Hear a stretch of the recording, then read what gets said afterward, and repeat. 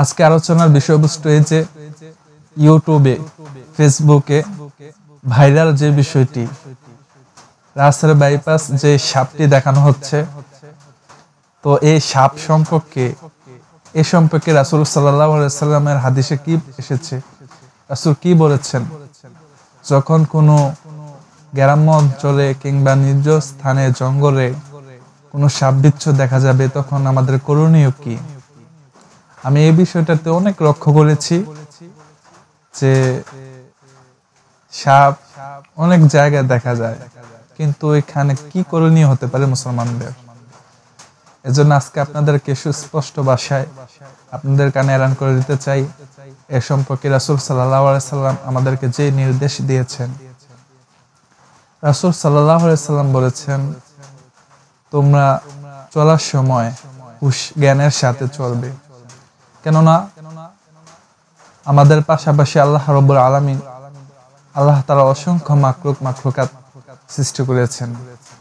মাখলুকের মধ্যে আমরা সবচেয়ে সেরা জীব, এজন্য আল্লাহ তাআলা আরো অন্যান্য মাখলুকদেরকে সৃষ্টি করেছেন।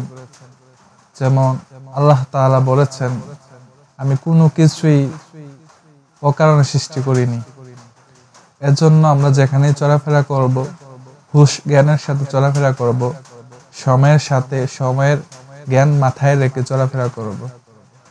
অসময়ে কোথাও যাব না, ঘরের আনাচে কানাচে কিংবা জঙ্গলে কিংবা রাস্তাঘাটে আসার পথে দিনে দুপুরে যেখানেই থাকি হুশ জ্ঞানের সাথে চলাফেরা করতে আল্লাহ রাসূল সাল্লাল্লাহু আলাইহি ওয়াসাল্লাম নির্দেশ দিয়েছেন।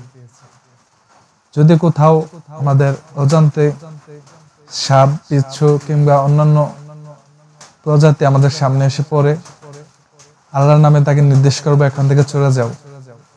একবার, দুইবার, তিনবার বলবো, যদি চলে না যায় আমি এই রাস্তা থেকে অতিক্রম করে অন্য রাস্তা দিয়ে যাওয়ার চেষ্টা করব।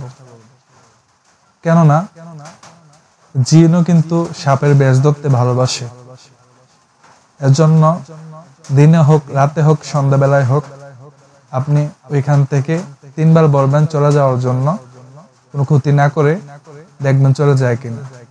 যদি চলে না যায় তাহলে আপনি চলে যাবেন, এটাতেই উত্তম।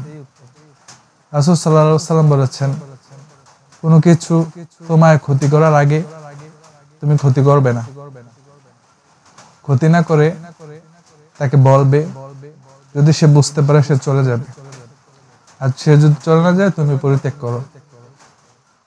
এর জন্য আমরা সবসময় চলাফেরার ক্ষেত্রে সুন্দরভাবে চলাফেরা করব, যেখানে যাই, বিশেষ করে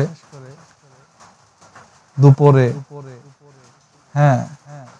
সন্ধ্যায়, রাত্রিবেলায়, এই বৃষ্টিপাতের সময় রাস্তাঘাট সহ সাপ বিচ্ছু দেখা যায়।